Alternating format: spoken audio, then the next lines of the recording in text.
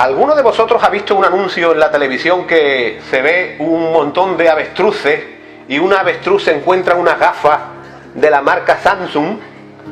Os prometo que Samsung no me ha dado dinero por hacer la propaganda, ¿eh? ¿Habéis visto ese anuncio? Es una avestruz que va con 4, 5 o 10 avestruces, se encuentra unas gafas, se las pone y la avestruz se vuelve loca, vamos, se vuelve loca. Y dice, ¿esto qué? ¡Estoy volando! ¡Estoy volando! El avestruz, ese lo que se encuentra es, de alguna manera, algo que podríamos llamarle cine de realidad virtual. Un cine de realidad virtual es un cine que tiene tanta calidad que cuando nosotros vemos una película en realidad virtual parece como si estuviéramos de protagonista en la misma película. Eso me pasó a mí hace alrededor de 15 años cuando llevé a mi hija a un parque temático en Madrid que se llama la Warner Bros. Llevé a mi hija a la Warner Bros. Mi hija tendría en torno a los 10 años, por ahí, 10, 11 años, no creo que tuviera más. En fin, íbamos andando por el parque temático y me dice mi hija, me tira y me dice, papá, mira, la nave de Batman. ¿Sabéis quién es Batman, verdad? El hombre murciélago. Que ese hombre murciélago está continuamente defendiendo a una ciudad ficticia que no existe de Estados Unidos que se llama Gotham. Este Batman, pues lo que hace es que como vienen tantos malvados a atacar a los ciudadanos de Gotham, pues Batman lo único que hace es defender a sus conciudadanos del mal, del peligro que viene por otros. Total, me monté en la nave allí, entramos 20 o 25 personas, cerraron las puertas, se apagaron las luces y de buenas a primeras nos vimos todos volando, todos los que estábamos allí, con Batman en los cielos de Gotham, a una velocidad. Íbamos persiguiendo al hombre pingüino. El hombre pingüino es uno de los malvados que vienen a hacer daño a la ciudad de Gotham. Íbamos persiguiendo al hombre pingüino y íbamos a unas velocidades impresionantes, hermanos, impresionantes. Por todos los rascacielos de Gotham yo me aguantaba, aquello casi no se movía, yo me aguantaba y de manera que decía, verás que vamos a coger una esquina y voy a pegar un testarazo que nos vamos a reventar todo aquí. Fue impresionante. Yo creía que estaba dentro de la película. Tanto fue así que yo a Batman lo tenía a mi izquierda y me faltó el canto de un duro para darle una palmadita a Batman en la espalda y decirle, Batman, dale, pisa el acelerador que ya tenemos atrincado al pingüino. Ahora, hermanos, yo no he venido aquí ni a hablaros ni del avestruz, ni del pingüino, ni de Batman, ni de las gafas Samsung. He venido a contaros una película, podríamos decir, una historia de un personaje bíblico. Pero me gustaría, de verdad, os he puesto este ejemplo de las gafas del avestruz y de esto de Batman cuando mi hija, porque quisiera pediros un esfuerzo. A partir del momento en que yo de alguna manera me convirtiera en ese personaje bíblico, yo os pediría, de verdad, que hicierais el esfuerzo de ver en mí, no a Ramón, sino de ver en mí a ese personaje bíblico que el Señor ha permitido que viniera de la eternidad y os cuente su testimonio. De verdad, yo os pido ese esfuerzo. Pero ese esfuerzo os lo pido porque también yo voy a hacer el esfuerzo de meterme de tal manera en la piel de ese personaje bíblico que voy a casi a creerme, como la avestruz que iba volando, voy casi a creerme que soy ese personaje bíblico.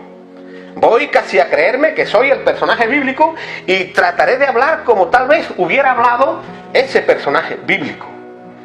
Ese es el esfuerzo, hermanos, que os pido. Quiero deciros que en esta historia, en esta película de realidad virtual, voy a introducir una serie de anécdotas, de cosillas que pudieran no ser muy correctas, que van a ser con el objeto de animar un poco la película, animar un poco la historia. Por ejemplo, si yo os dijera que voy a interpretar, o voy a hablar, o voy a hacer, o contar la película de Abraham, la historia de Abraham, pues ustedes deberían ver en mí a Abraham y no a Ramón. Yo creo que me habéis entendido, ¿verdad? Pues en estos momentos, mis queridos hermanos, me convierto en ese personaje bíblico. Estoy mirando en medio de vosotros, porque estoy buscando a algunos de mis compañeros, pero no los veo. Estoy mirando a ver si encuentro a alguno de mis hermanos, pero tampoco los veo. Y es que estoy pensando cómo debo dirigirme a vosotros, cómo debo trataros. Porque sé que de compañeros no puedo trataros, ya que nunca fuimos compañeros de nada. Y desgraciadamente no puedo trataros de hermanos, porque yo nunca fui un auténtico hijo de Dios. Yo nunca fui un auténtico discípulo de Jesús, como pienso que seréis la mayoría de todos los que están aquí. Bueno, yo pienso que posiblemente ya muchos de vosotros los evangélicos, que sabéis tanto de la Biblia, muchos de vosotros ya habrán adivinado cuál es mi nombre. Pero como existe la posibilidad de que cualquiera pudiera estar en su mente cavilando y pensando y diciendo, bueno, ¿y este que ha venido aquí? ¿Quién es? Pues permítanme que me presente y permítanme que os trate de amigos. Mi nombre es Judas Iscariote. Judas Iscariote, el que traicionó a Jesús por 30 monedas de plata.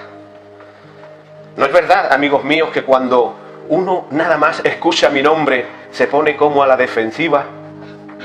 ¿No es verdad que ninguno de vosotros pondría por nombre Judas a ninguno de vuestros hijos? ¿O yo acaso alguno de los que están aquí, que algún otro cristiano, hijo de Dios, pusiera por nombre Judas a alguno de sus varones en su familia? ¿Os gustaría acaso que alguno de vuestros nietos fuese llamado con mi nombre, Judas? Algo, amigos míos, algo pasó en mi vida. No sé si en mi niñez o en mi madurez, pero algo pasó en mi vida. Por lo cual, hoy, todo el mundo se sorprende y casi se asusta cuando nada más escucha mi nombre, Judas. En la lengua española, cuando alguien dice, mira, este es un Judas, está diciendo que el tal es un traidor. Y la traición, amigos míos, la traición es el estigma de mi nombre. La traición es la marca de mi nombre, el sello de mi nombre. Pero Judas, amigo mío, fue un nombre, era un nombre, es un nombre muy bonito. Porque Judas no tiene absolutamente nada que ver con la traición. Porque Judas significa alabado sea Dios, alabanza de Jehová, alabanza de Dios. Judas, amigo mío, fue uno de los hermanos de Jesús. Vosotros que conocéis también la Biblia, podéis ver que en el Evangelio de Mateo, hablando de Jesús, dice, ¿no es este el hijo del carpintero? ¿No se llama su madre María y sus hermanos Jacobo, José, Simón y Judas? Judas fue también uno de los otros discípulos del Señor. Judas fue, amigos míos, un gran general judío llamado Judas Macabeo, una especie de ídolo para el pueblo de Israel, porque Judas Macabeo fue el que liberó a la nación de Israel de la esclavitud. Judas Macabeo fue como una especie de Cid Campeador para los españoles, fue como una especie de Guillermo Tell para los suizos, fue como una especie de Simón Bolívar para los latinoamericanos, y fue como una especie de George Washington para los norteamericanos. Por lo tanto, cuando mis padres me llevaron al templo a los pocos días de haber nacido para dar gracias a Dios por mí, por el regalo que Dios les había dado en mí, y me pusieron por nombre Judas, me pusieron un nombre con toda la confianza. Alabanza de Jehová, alabanza de Dios. Mi madre, toda emocionada, iba con mi padre para el templo y le decía, mira Simón, qué niño más bonito. Se va a llamar Judas, alabanza de Jehová, alabanza de Dios. Y quiero deciros que ese fue el deseo de mis padres, que yo hubiera sido una auténtica alabanza para Dios y no que hubiera sido el traidor más grande de la historia, que traicionó al Rey de Reyes y al Señor de los Señores. Bueno, mi nombre es Judas, pero ¿y mi apellido? Mi apellido ya él no va más. Mi apellido Iscariote, de Iscariot, muy cerquita de Hebrón. Se podría decir que era una aldeíta de Jerusalén. Y el ser de Jerusalén significaba que yo tenía un acento más refinado que los otros compañeros apóstoles, que como sabéis vosotros, todos eran galileos. El ser de Jerusalén quería decir que yo había podido ir a la universidad a estudiar el arte de las ciencias empresariales y económicas. Por eso me asignaron la bolsa. Por eso llevé la economía del grupo. El ser de Jerusalén quería decir, amigos míos, que yo tuve que dejar más que los otros compañeros, porque como sabéis, los otros eran galileos. Y como sabéis, Jesús se movió casi siempre por Galilea. Y si los demás compañeros apóstoles eran de Galilea y se movían por Galilea y estaban en Galilea, estaban cerca de sus casas, cerca de su familia, cerca de sus amigos, de sus trabajos, de su mar. Pero yo, sin embargo, tuve que salir de Jerusalén y dejar 150 y tantos kilómetros atrás, que es la distancia que hay entre Galilea e Iscariot.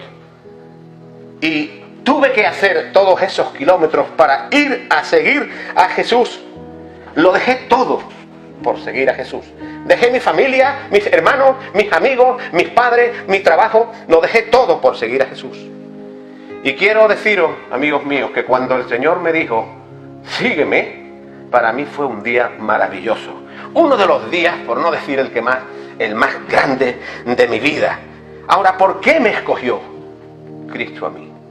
Pues a mí me escogió por los mismos motivos que escogió a los demás. Éramos jóvenes con ideales, con ilusiones, y en principio teníamos unas ganas locas que el sistema político que estaba implantado en Israel en aquellos entonces y llevado o gobernado por los romanos desapareciera. Nos escogió a todos porque de alguna manera queríamos cambiar el mundo, arreglar el mundo, porque teníamos la esperanza de ver la restauración incluso de Israel. Y cuando vimos a un maestro que quería cambiar las cosas como Jesús, la verdad fue que Cristo me sedujo. Y me sentí muy feliz al comienzo de ese seguir a Jesús. Me sentí muy feliz de seguir a Jesús. ¿Cómo no iba a sentirme feliz? Éramos jóvenes con ideales. Así que nos entusiasmó Jesús. Y estuve con Jesús, amigos míos. ¡Qué tiempos aquellos! ¡Qué tiempos aquellos!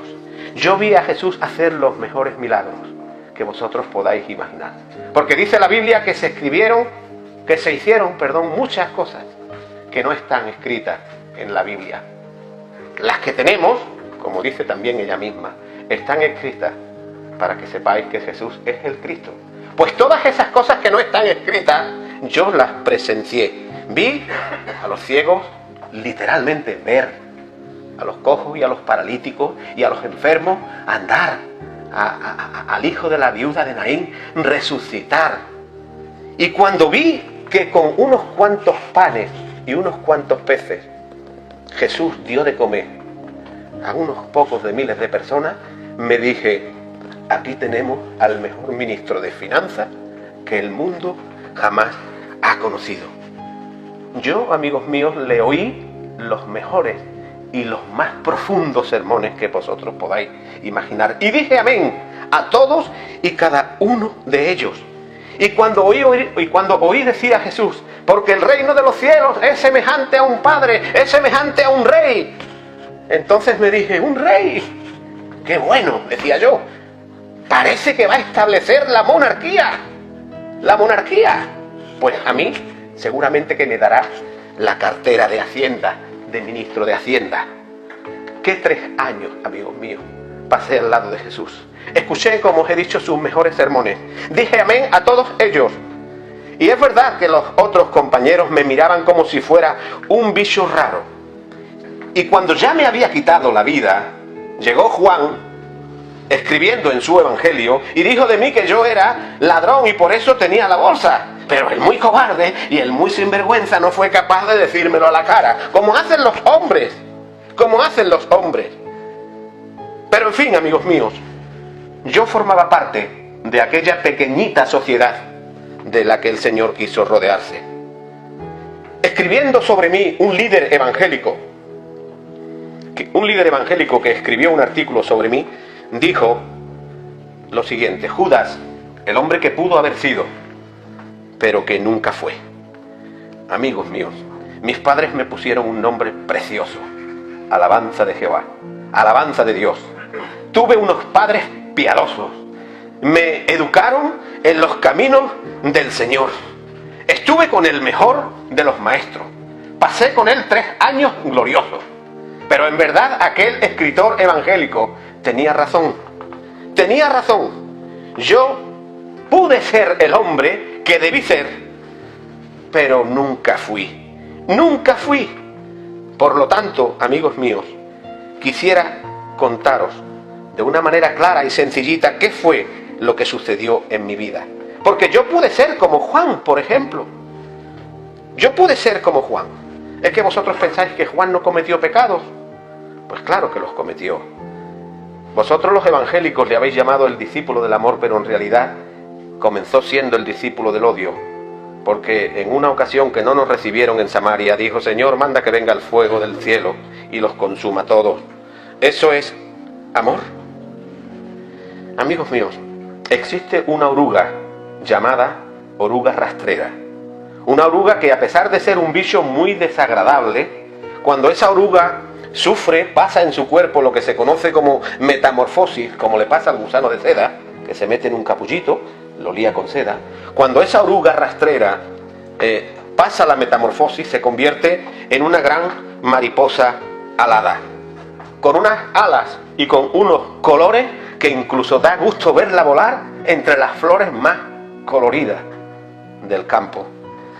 Pero esa oruga, amigo mío, tiene un mortal enemigo que es una avispa. Esa avispa llega a la oruga, se posa encima de la oruga, introduce su aguijón e introduce dentro del cuerpo de la oruga un parásito, una larva. La oruga no se da cuenta ni siente dolor, pero esa larva se irá comiendo todas las propiedades de la oruga, de manera que ya nunca le saldrán alas. Siempre será oruga rastrera y nunca se convertirá en mariposa. Pues algo parecido, amigos míos, fue lo que me sucedió a mí. Yo dejé que Satanás llegara a mi vida, a mi alma, a mi mente y a mi corazón de tal manera que permití que introdujera dentro de mi ser su aguijón de muerte. Y me introdujo la larva del pecado, la larva de la avaricia, la larva de la codicia, la larva del rencor, del resentimiento, de manera que ya nunca me saldrían alas. Alas para volar a la santidad que Dios reclama de cada uno de sus hijos. Alas que Dios reclamó de los compañeros apóstoles. Alas que Dios reclamó de mí. Alas que Dios va a reclamar de todos y cada uno de vosotros. Porque dice el Señor que busquéis la paz y la santidad. Porque sin esa santidad, que no os quepa la menor duda, ninguno verá al Señor. Os comenté antes que yo podía haber sido como Juan. Juan cometió el pecado del odio, cometió muchos pecados. Y podríamos decir de Pedro algo por el estilo. ¿Pensáis que Pedro fue mejor que yo? No negó 3 veces Pedro al Señor que le conocía. Juro que no le conozco. Amigos míos, el juramento para un judío era algo sagrado. Estoy seguro que ningún judío hubiera hecho ese juramento. Juro que no le conozco. Yo no hubiera hecho ese juramento. Juro que no le conozco, dijo Pedro. Y como Pedro, todos los demás compañeros le abandonaron. Todos le abandonaron. Ellos le conocían y le llamaban Señor. Pero yo nunca le conocí y siempre le llamé Maestro. Pero vosotros no digáis que sois mejores que yo. Porque vosotros que decís que le conocéis, que le llamáis Señor, que os dirigís a Él, vosotros muchas veces también con vuestra actitud le traicionáis. Entonces, amigos míos, ¿por qué yo no pude ser como los demás apóstoles? ¿Por qué yo no pude ser como Juan o como Pedro o como cualquiera de los otros que le traicionaron también, así como yo? Pues la respuesta es muy sencilla, amigos míos. Porque ellos reconocieron sus pecados y no dejaron que la larva de la envidia, de la avaricia, del rencor, del resentimiento, del pecado inundara, ni eliminara, ni partiera, ni rompiera totalmente sus vidas. Y fueron a Jesús y le pidieron perdón. Pero yo, como os dije, dejé que la larva de la avaricia, la larva del pecado, inundara tanto mi vida que ya nunca me saldrían alas. Ya nunca me saldrían alas. Hace muchos años, amigos míos, un pintor en Italia estaba pintando en el Vaticano lo que se conoce como la Capilla Sixtina. Estaba pintando toda la capilla entera. con muchísimas escenas de la vida de Jesús. El nacimiento, el bautismo, la Santa Cena, muchas escenas de la vida de Jesús. Este pintor estaba pintando también, entre esas escenas, estaba pintando la Santa Cena. Y le hizo falta buscar a un modelo, una cara de un hombre amable, un hombre con gracia, con salero, como diríais aquí, un hombre agradable para que representara el rostro de Juan, el discípulo del amor. Y pocos años después, porque aquel pintor tardó muchos años en pintar todo, pocos años después le hacía falta una cara que pudiera representar el rostro de Judas. Entonces ese hombre se echó fuera a la calle a Roma, fue por los barrios más bajos de Roma, buscando a un hombre duro, un hombre tosco, un hombre marcado por el pecado, por el vicio y por la lujuria. Y cuando el pintor encontró a este hombre estaba borracho como una cuba. Cuando el pintor encontró a este hombre, le explicó de qué era lo que le iba a contratar, de qué lo iba a contratar, le ofreció unas cuantas monedas. Y el borracho pues accedió a ir con él a la Capilla Sixtina para que le sirviera de modelo para el rostro de Judas. Cuando aquel borracho entró por la Capilla Sixtina y empezó a mirar todas las pinturas, de repente se quedó petrificado. Y el pintor tanto fue así que le dijo: amigo, ¿qué te ha pasado? ¿Qué te ha impresionado? ¿Por qué te has puesto así? Que parece que te has puesto de piedra. Y aquel borracho se le quitó hasta la taja que tenía encima. Y le dijo al pintor: porque la cara que tenía Juan hace unos cuantos años era la mía. Era la mía. ¿Qué cambio, amigos míos? El de aquel borracho en unos cuantos años. ¿Qué cambio? ¿Qué cambio, amigo mío? El de Judas. ¿Qué cambio? Me crié en un hogar piadoso, temeroso de Dios. Me pusieron un nombre precioso, alabanza de Dios.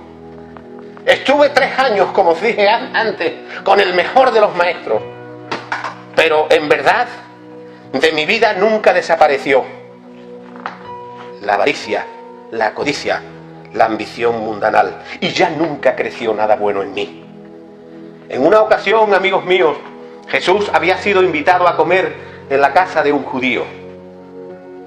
Y resulta de que yo ya me iba desengañando. Judas ya se iba desengañando. Tenía ya el corazón enfadado. Yo quería unos cambios, pero no los veía. Jesús hablaba de un reino y hablaba después, minutos después, hablaba de tormentos y sufrimientos para él y para sus seguidores, para sus discípulos. Y recuerdo que en aquella casa entró una mujer que gastó un dineral en un frasco de perfume. Y yo decía: ¡qué derroche! ¡Qué derroche! Yo era economista, amigos míos, y sabía lo que se podía hacer con el dinero que gastó aquella mujer si se invertía en un banco a plazo fijo. Y no entendía por qué aquel derroche, no entendía por qué Jesús permitía aquel derroche. Pero, amigos míos, yo nunca supe la clase de reino que el Señor vino a establecer aquí. Y yo te pregunto, ¿sabes tú la clase de reino que el Señor ha venido a establecer entre vosotros? Porque si no lo sabes, podría estar pasándote lo que a mí. Que no te salgan alas para volar a la santidad que Dios te va a reclamar un día. Porque sin esa santidad nunca verás al Señor. Cuando dijo Jesús: dejad a esta mujer que me ha preparado para la sepultura. Yo dije: sepultura, pero ¿cómo puede ser eso? Pero si hace 2 días tuvimos una entrada en Jerusalén impresionante, vamos, ni los Reyes Magos cuando entran ahora tirando caramelitos. Fue increíble la bienvenida que tuvimos en Jerusalén. Hosana al Hijo de David, Hosana al Hijo de David. Bendito el que viene en el nombre del Señor. Baruch Abba. Bendito el que viene en el nombre del Señor. Y yo me decía cuando oía todo eso, ahora entiendo por qué la madre de Juan le dijo a Jesús: mira, Jesús, que mi hijo tenga un asiento a tu lado derecho y mi otro hijo al lado izquierdo. Yo decía, pues nada, aquí será cuando ya empezará el reino. Aquí empezará la división de cartera. El hijo de la mamá de Juan, el primero, vicepresidente primero del gobierno y el otro vicepresidente segundo. Y yo decía, a mí me dará la cartera de Hacienda. Pero insisto, amigos míos, yo nunca entendí la clase de reino que el Señor vino a establecer en esta tierra.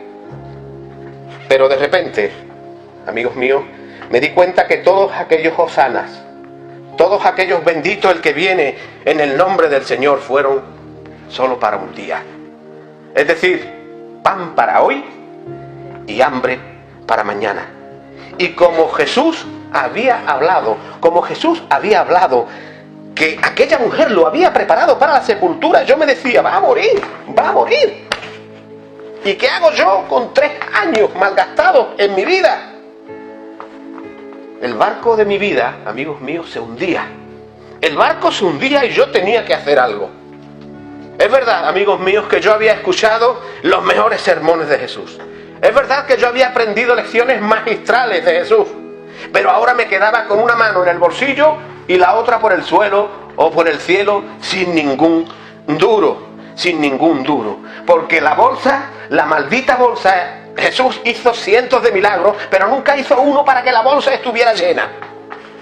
Pero vuelvo a insistir, amigo mío, yo nunca supe la clase de reino que el Señor vino a establecer aquí. Yo espero que tú sepas cuál es la clase de reino que el Señor vino a establecer, porque el reino de Dios está en vosotros, está en vuestro corazón.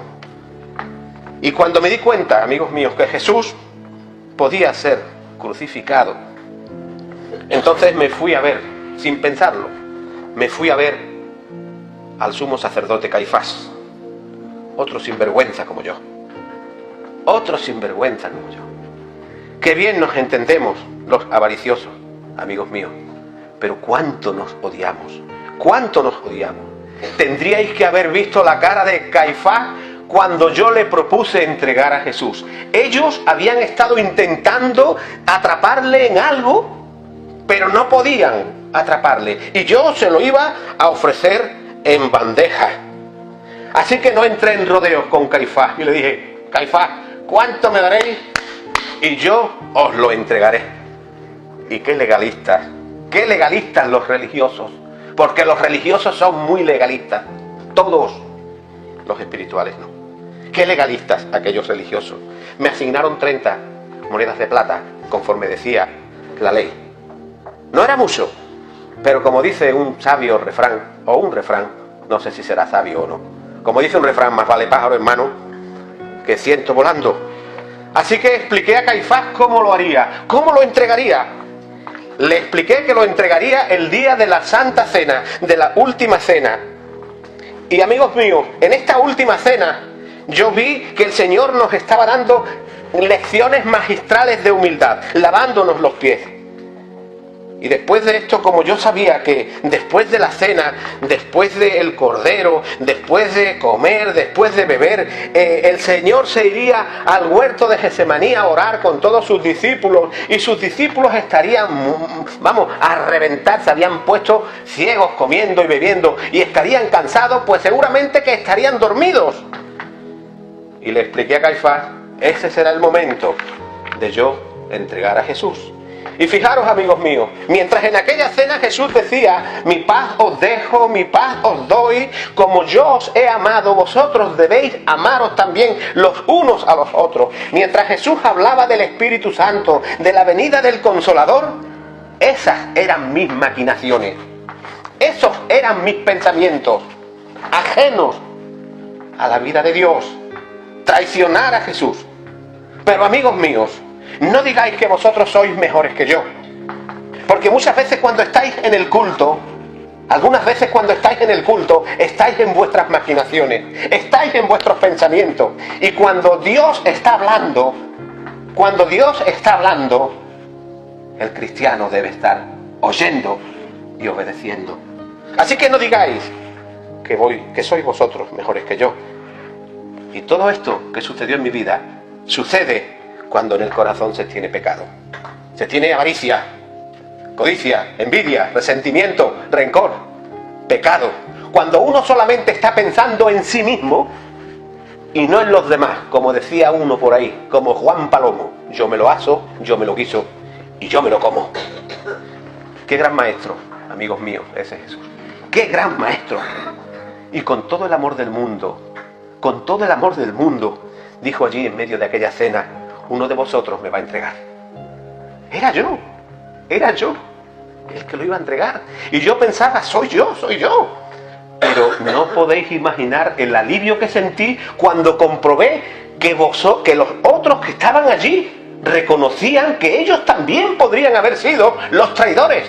Por lo tanto, vuelvo a insistiros, amigos míos, no penséis que vosotros sois mejores que yo, porque no lo sois. Pero fijaros, el Señor estaba con aquella pregunta o con aquella aseveración: uno de vosotros me va a entregar. El Señor lo que estaba haciendo era haciendo reflexionar, que yo reflexionara sobre lo que iba a hacer. Pero en aquella noche de la cena, amigos míos, ya yo no supe, ya yo no pude estar más bajo el aire de la presencia del Espíritu, de la presencia de Jesús. Ya no pude estar. Y cuando el Señor me dijo: Judas, lo que vas a hacer, hazlo pronto, me dije: esta es la mía. Pensarán mis compañeros que me voy a pagar la cuenta de lo que hemos pagado. Y me fui a ver a Caifás, a la casa de Caifás. Ya estaba la guardia preparada y nos fuimos al huerto de Getsemaní. ¿Cómo reconoceremos a Jesús?, me decía Caifás, porque por la noche todos los gatos son pardos. Por la noche no había allí farola ni nada, sino con antorchas. No te preocupes, Caifás, que lo tengo todo preparado. Lo tengo todo al milímetro. No te preocupes, yo me acercaré a él y le besaré.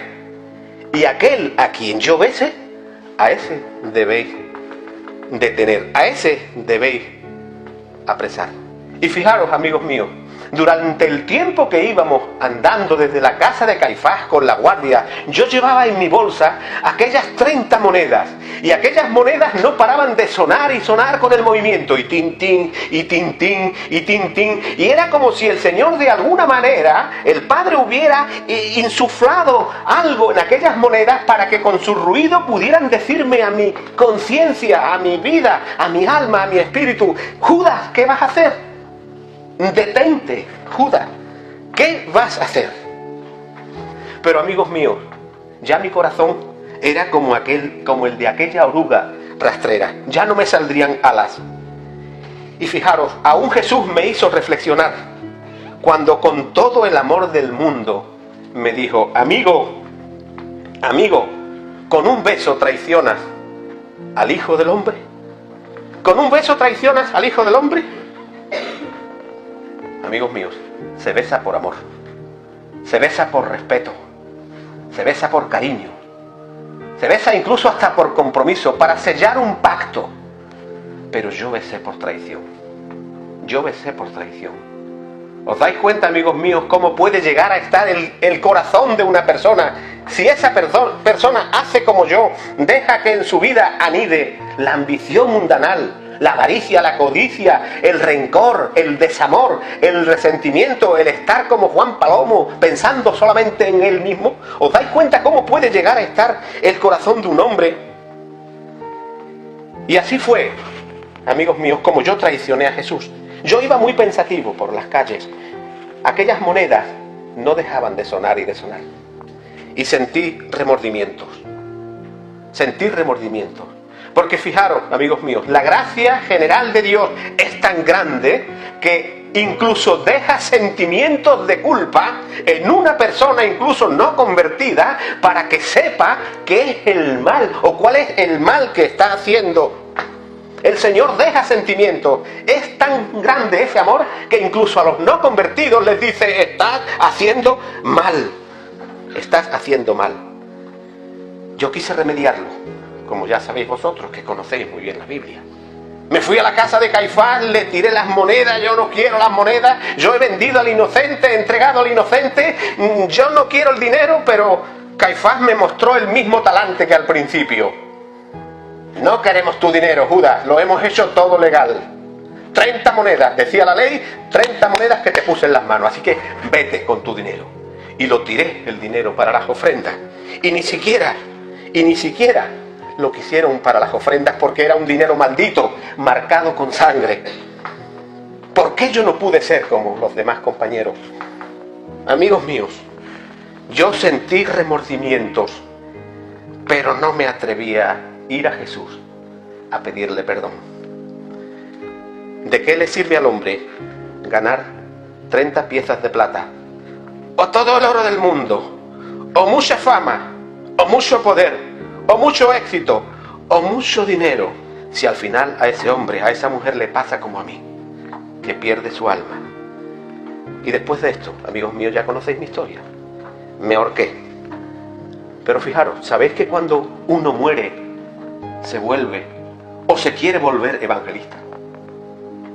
Y entiéndanme, digo evangelista, no estoy diciendo cristiano, pero cuando uno muere quiere volverse evangelista.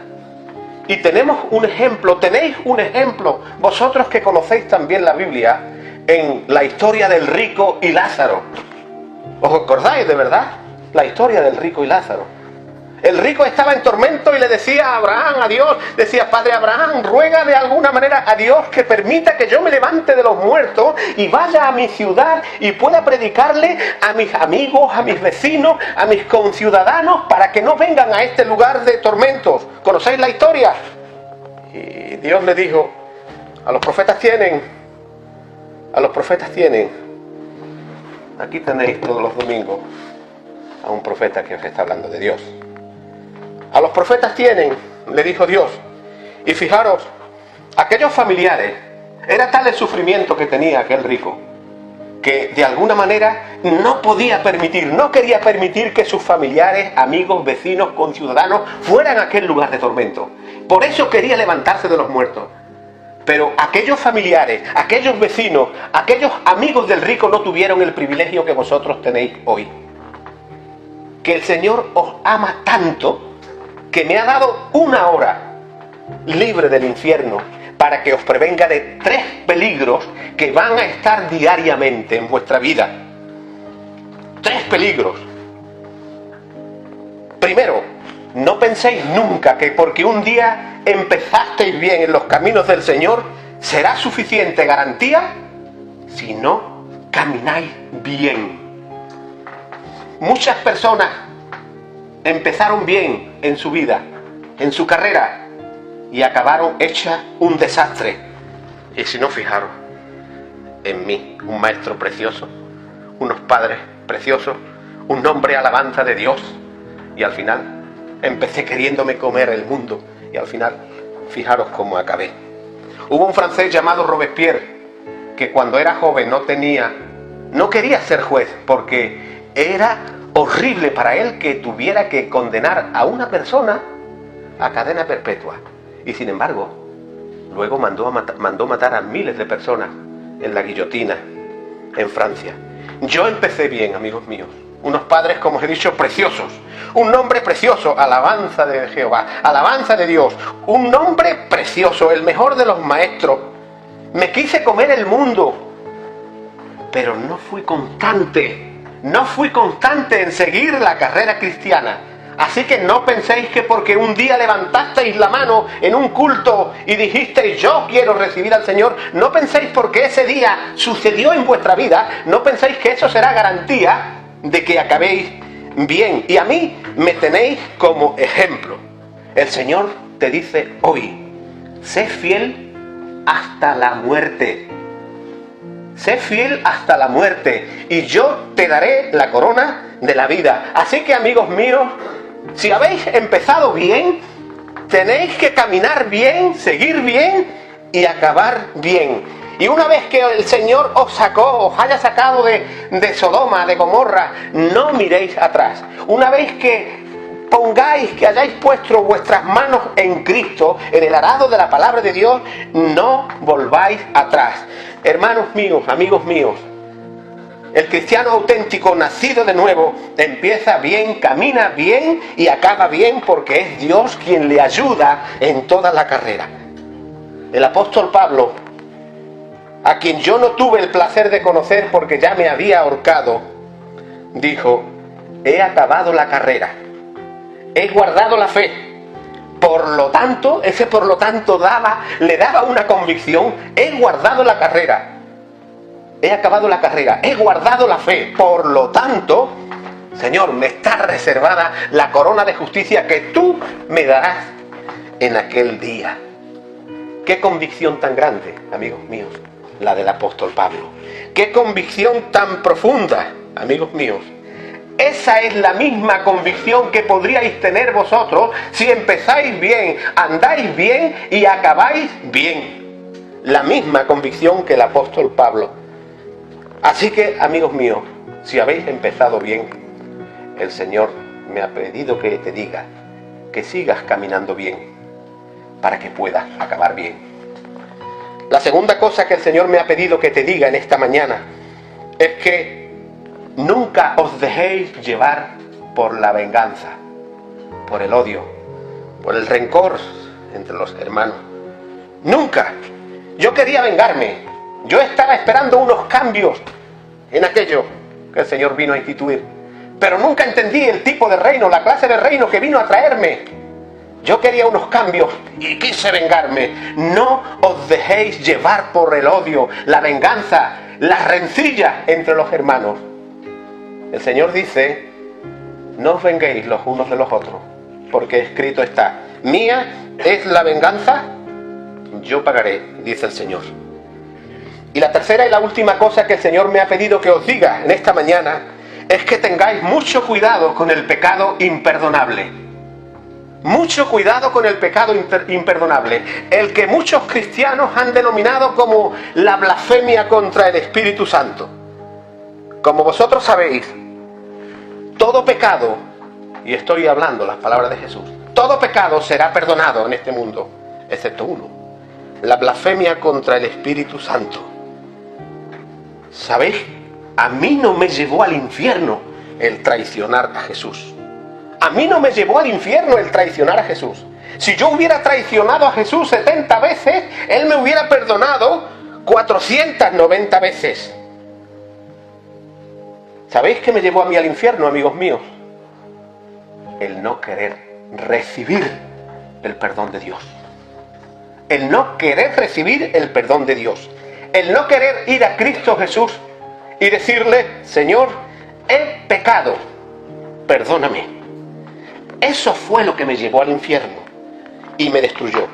Y es por eso que el Señor quiere preveniros hoy contra toda soberbia.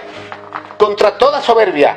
Porque la soberbia hace negar al Señor, nos hace negar al Señor para no ir a sus pies y decirle: Señor, he pecado.